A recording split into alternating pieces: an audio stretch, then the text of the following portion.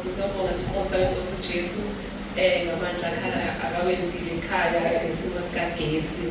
Shuthe nje last year ngiqeda umbhabhadiso lana.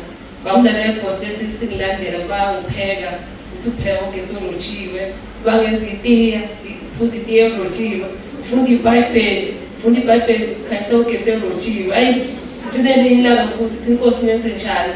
Ngoba phela la ekhaya yazi kathiwa thatha amasaka kodwa ngiyagcina ngahamba ekhaya. Ngimthembiso inzima kakhulu. Nkosi uJesu kwathi ugesi ekhaya kodwa ubuthenga nyanga nenyanga ukuthi usithi 00 but bethi ngeke uyakhuthuzana ugesi sothenga uma sesinemali kodwa wena uthengiwa nyanga nenyanga. Ngamcela uNkosi uJesu ukuthi ngenze njani. Kwafika nje lokho ukuthi ungabusa-charge u-00 awucharge awupheki awenzi ukuthi nje intagesi awukhanyisa serumini. Yayinzima le nto leyo kodwa ngamcela uNkosi uJesu ukuthi angisize. Ngaqala ugesi-ke erumini yami angasakhayi. Ngamtshela umama wathi mama ingeke ngiyenzele le nto leyo. Ngathi sesikhulile ukuthi ungahamba insindiso leya gesi sobe sibile kudala le ndabeni yasemakhaya eninzi esenza ngogesi. Ugesi siyadura kakhulu. Ngikhuleka nje Nkosi ngifasta ngathatha isinqumo ngathi Nkosi ngicela ube nami uhambo lolu. Ngaqala-ke erumini yami angasakhanyisa ugesi ukuthi 00 ngabe ngisacharge.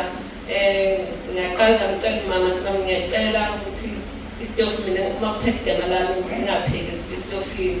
Wathi noma uzopheka ngani ngoba nokupheka phela uma usafunda manje uzopheka kuphi phela naphansi. Noma ngiyacela ngizopheka phansi emlilweni. Makunzima ukuthi ngizopheka phansi emlilweni wangibuni angikwazi nokuyithetha into eningi ngisebenzise ngifunde manje ngoba sengisindisiwe. Ngimcela uNkosi uJesu ngimcela ngoba ngathi kwesinye isikhathi ngiba somlilo intuthu vele ingiboze kube ngathi ngiyafa. Kodwa nje ngicela uNkosi uJesu konke lokho-ke waNkosi Yesu khona isitofu segesi. Isitofu segesi angikwazi ukusebenzisa sakula nomuntu futhi ngasekhaya manje ngibona ukuthi ngiyanayo empilweni phela nje sengiphela empilweni kusukela last year August.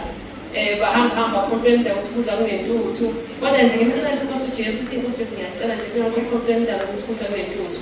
Kwavele kwaqhamuka isiphithiphithi sesagesi KRN2 last year ingajabula. Ngamcela Nkosi ucela isikhali manje ukushintsha ungabusaroja.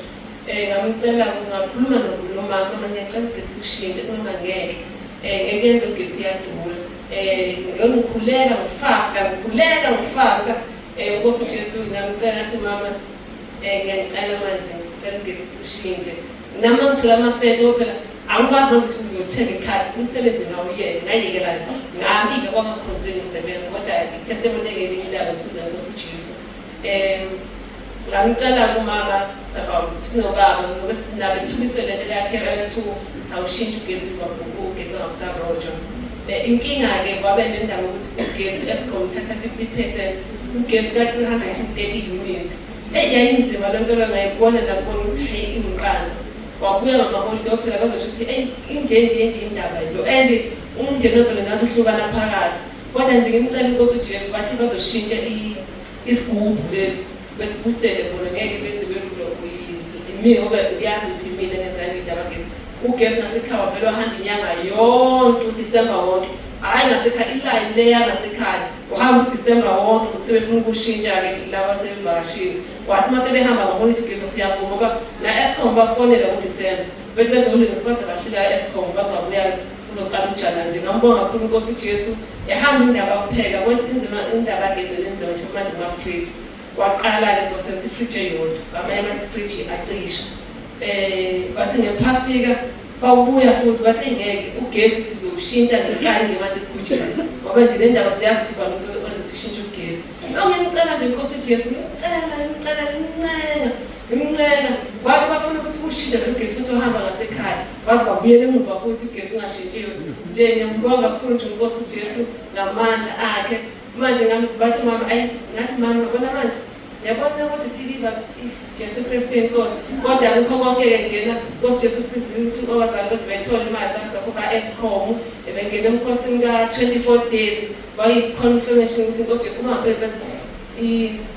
izokwenza indaba ya-Eskom phela manje mase Eskom kube nenkinga ama-system kodwa lapho kungasiprithe sithi uJesu Kristu inkosi Tuesday shuthi siwabona wathi ubhuti ayishona wedwa le system lengesasebenza ukubuyela ekhaya ngathi ngizosho sabo ngathi uthi Jesu Kristu inkosi 3 times yabuya system sakhokhela ugesi na test sabuye sakhokhela ugesi and ngiyangithe inkosi Jesu abantu bothi yagesi manje usuyiphumelelisiwe mina ngizongena 24 days then bamsende bese announce umkhosi lo wesifazane yena uzobe half an hour lena engingeni ngiyabonga uJesu Kristu